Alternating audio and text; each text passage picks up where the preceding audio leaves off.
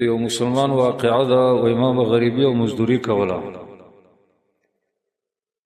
او د دمشق نه به مې کسان وړل یزدانی ته په پیسو به مې په کرایه کسان وړل. په دې کې یو کس راغی ما سره خبرو وکړه روان شوم.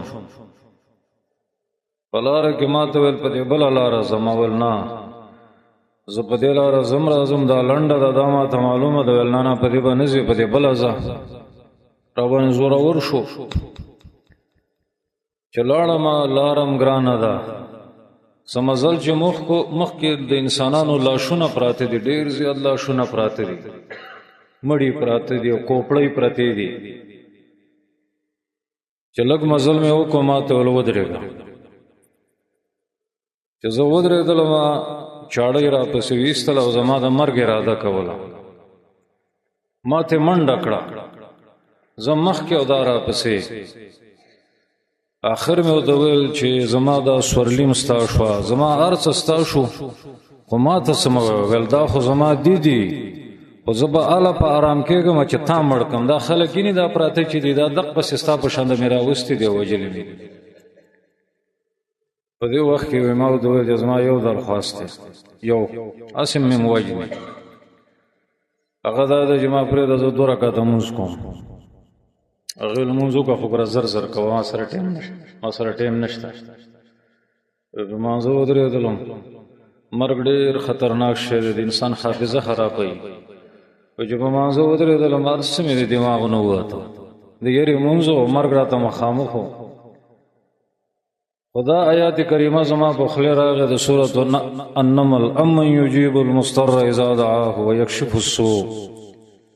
الله رب العالمین وی هغه کم ذات دی د رب العالمین یو صفت دا دی چې د ناچار او د گرفتار او د بېوسه دعا قبلوي او تکلیفونه لرې کوي. دا آیات چې مې ویل په دې کې ګورم یو شاسوار راغی او ډېر په تیزۍ راغی او زما د مرګ اراده چې چا کړې وه د هغه نه یې سر و هغه یې مړ کړ او ما د 200 ویشته څوک یې. زه د هغه ذات ملایک یم چې ته هغه ته آواز وکړه چې الله زه خو ناچاره یم او تکلیفونه ته لرې کوې د بېوسه دعا ته قبلې. علماء کرام وایي په دې واقعې کې غټ عبرت دا دی چې د مانځه یو اثر دا دی د مانځه یو خوبایي دا ده چې کله مسلمانان گیر شي او په غمونو کې گرفتار شي الله رب العالمین ته 2 رکعته لمونځ وکړي نو د الله تعالی نه امید دی چې دغه ظالمانو نه د دې مشکلو حالاتو نه به دا مسلمان الله تعالی خلاصوي. زموږ محترمو زموږ استاسو مخې ته یو موضوع ده نن سبا. هغه موضوع دا ده چې په موږ کې داسې انسان به نه وي چې هغه د یو غم نه نالانده نه وي چې دا غمونو د لاسه ښایست انسان ګډوډ شي ذهن او قابلیت چې دی خراب شي هغه دننه د ضمیر خوشحالیانې ختم شي. اگر چې ازمایښونه جدا جدا دي په چا د بیماریانو ازمایښ دی په چا باندې د فقر ازمایښ دی په چا باندې د بچو یو مشکل دی په چا باندې د قرضونو تکلیف دی په چا باندې یو نوع ازمایښ او په چا باندې بله. دا لاسه کې چې داسې انسانان هم شته دی چې یو سبب هم نشته او خفه دی. ته پوه شو که دا د څه تکلیف دی وار څه شل دي بچي مې شته مال او دولت مې شته دی په صورت روغ یم خو طبیعت مې خراب دی اسې برنه حق خفه یم. څه زمانه مخکې داسې وه داسې حالت نه و لکه دا اوس چې دي. پخوا زمانه کې به یو نیم سړي عمر زیات و آخر کې به لږ بیمار شو لږ انسانان به داسې وو چې هغې به ویل موږ غریبان یو په 100 کې به 10 کسان داسې وو چې هغه به خفه وو. موږ چې په کومه زمانه کې خپلو حالاتو ته ګورو د عامو مسلمانانو حالاتو ته ګورو په 100 کې به 2 کسان داسې وي چې هغه به د دې ټینشن نه او د دې خفګانونو نه بچي. نور کمالداران دي هغه د غریبانو نه ډېر پریشانه دي هغه غټ قوت والا دی او د ډلو د ټپلو والا دی، هغه کله کله دا وایي چې ارمان د غریبان وي خو چې دا غمونه نه وي. زموږ مسلمانانو ورونو یو خو د کافرو سوچ دی، مونږ خو شکر د کافر نه یو. الحمدلله یا رب لک الحمد. ځکه چې زړونه د الله تعالی په اختیار کې دي، خسته خسته رنگونو والا خلق دی او کافران دي، د غټو غټو باډو والا دي او د مسلمانانو نه ډېر لوړ دی او ډېر چاق دی، بی دین دي، منځونه نه کوي، خیراتونه نه ور کوي، قبله نه پیژني. د الله تعالی لوی نعمت ایمان او اسلام دی. کافرانو د یدا سوچونه راشي کله ځان وایي. د کافرو د اخبار چې ته ګوري نو ډېر کافران ځانونه وژني، وې دا ولې ځان وژني؟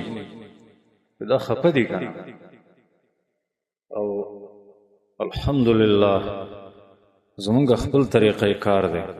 کافران کله کله نشي کوي، ته ولې نشي کوي؟ موږ ته ټینشن دی، تباشي ټینشن دی وکړو نو نور د آخرت تبا که د نشي خو ډېر عذابونه دي. نو مسلمان سره غمونه شته، خو د مسلمان د قرآن او د سنت والا دی، مسلمان دی او ښایسته دین والا دی. په هغې کې ازمایښونه هم شته، خو د ازمایښون نه بیا د نجات لارې هم شته. زما مسلمانانو ورونو، که موږ کې اوس څوک پریشان وي، آینده کې بیا پریشان شي، داسې به څوک چې په هغې غم نه وي. ځکه د دنیا سره غمونه تړلي دي، په غمونو کې ډېر زیات ثوابونه دي، لیکن قرآن او سنت کې داسې هدایات هم شته چې چاته پریشانیان یو دا اعمالو کې په دې هدایاتو باندې روان شي، رب العالمین به غمونه ختم کړي یا به کم کړي. هغه اعمال به وي. ځکه موږ ټول ګډوډ یو، ټول پریشانه یو. نو دا خبره به بیا چېرته کوو چې دا پریشاني نه ګوره دا ځایي نه دي. ځکه د نبي صلی الله علیه وسلم حدیث دی چې د مسلمان په خپه کې ازغې لاړ شي، ازغې په دې هم د ګناه معاف کېږي. که اسې طبیعت ګډوډي په دې هم د ګناهونه معاف کېږي. که تبه پې راشي په دې هم د ګناه معاف کېږي. په دې غمونو کې مؤمنان اوړي را اوړي او د دې غمونو نه چې دوی خلاص شي او ځنکدنې راشي، الله تعالی د مصیبتونو د وجې نه صفا کړی، بالکل لکه جامه چې وینځي او صفا سوتری. لیکن زما مسلمانانو ورونو، د غمونو یو علاج دا دی، یو د پریشانانو یو علاج دا دی، د الله ذکر، الله تعالی ذکر. ملګرو په ذکر کې غټ خیر دی. کامیاب چې دی ذاکرین دي. په مسلمانانو کې د اوچتو درجو والا ذاکرین دي او په ډېرو سندونو په کلکو دلایلو سره دا معلومه شوې ده چې د رب العالمین د ذکر د 100 نه زیاتې فایدې دي. خو یو فایده دا ده چې په ذکر د انسان زړه ختمېږي. دا زما من د اندازه لګولې ده، تام لګولې ده، که موږ اندازې ولګو که ونه لګو، خو زموږ رب او زموږ پیغمبر صلی الله علیه وسلم چې څه ویلي دي هغه رښتیا دي. او د ذکر باره کې قرآن مجید کې راځي ولذکر الا بذکر الله تطمئن القلوب، چې ای خلکو د الله په ذکر د زړه اطمینان راځي. حدیث هم په دې معنی کې شته ده. ملګرو حقیقت دا ده چې ذاکرین لږ دي نو ځکه مطمئن خلک هم لږ دي، غافلان ډېر دي نو ځکه خفه خلک هم ډېر دي. ځکه غټه غټه مجموعه به تعیني، خو په دې کې هغه انسان چې د رب العالمین ذاکر دی دا به یو نه میلاویږي چې د هغې شونډې خوځېږي او داسې وایي سبحان الله والحمد لله ولا اله الا الله والله اکبر ولا حول ولا قوة الا بالله او داسې نور اذکار. نو ملګرو ذکر علیکم بالذکر، یا د الله بندګانو ذکر کې ډېر زیات ثوابونه دي. غټ ثواب یې دا دی چې که سړی ډېر زیات غریب وي، د لنډي سړکه پورې ورسره کری هم نه وي، خو چې دا الله ذاکري نو مالداران به د ده ارمان کوي چې دا څومره خوشحاله دی او دا د آسماني دولت د لاسه